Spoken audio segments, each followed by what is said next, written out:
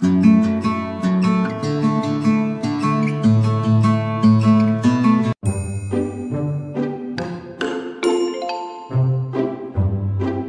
totoo lang mga minamahal, sa totoo lang ayaw po ng Diyos na ang tao ay tamad.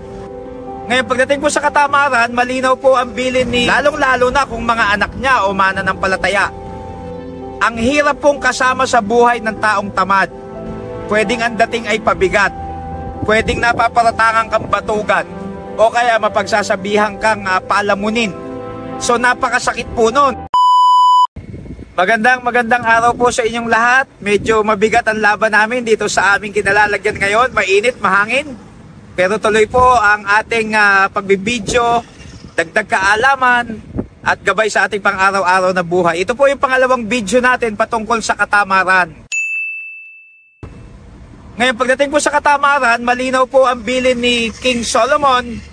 Kung makikita nyo sa Proverbs chapter 6 verse 6 to 11, na yung isang taong tamad ay pinapapunta niya dun sa langgam. Sapagkat yung langgam, kung inyong susuriin at pag-aaralan, ay napakasisipag po nila bagamat sila'y maliliit na langgam lamang. Alam niyo yung outline noon, yung patungkol sa langgam, 3 G. Bibigay ko po sa inyo, sabi dun sa tamad, get up, go to an, and go to work.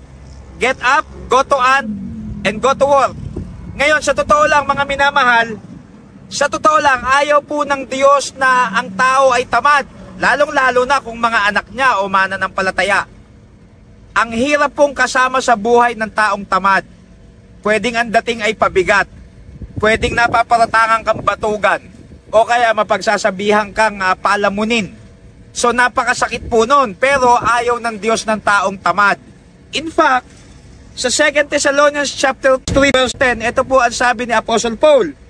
Sapagkat noon pa man kami ay kasama ninyo, ay aming iniuutos ito sa inyo, kung ang sino man ay ayaw gumawa, ay huwag din namang kumain.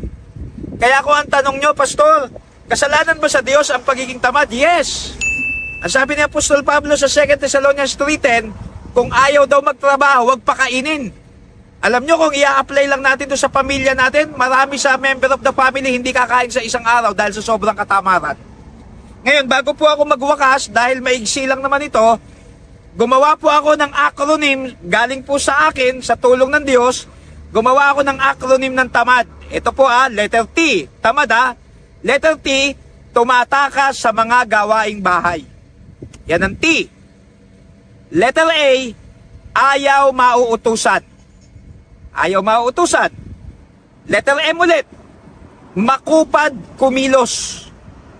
O, T-A-M na, makupad kumilos. A ulit, ang hanap ay lamon, bisyo, barkada at lakwat siya lamang. And letter D, di maaasahan kahit kailan.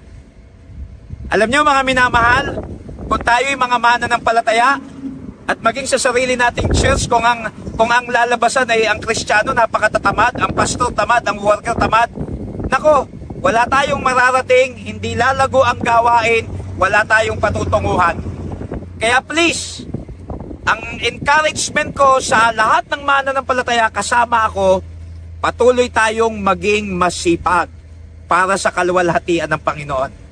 Hanggang dito na lamang po ako ang inyong lingkod, ang Peking Kano.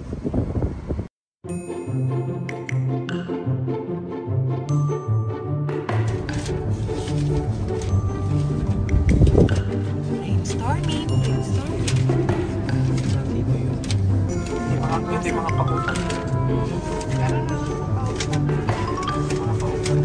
Testing mic 1, check. Testing mic.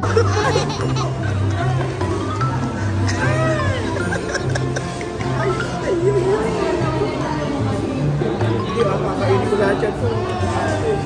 Nangyari sa pizza, APK. Ikaw naman.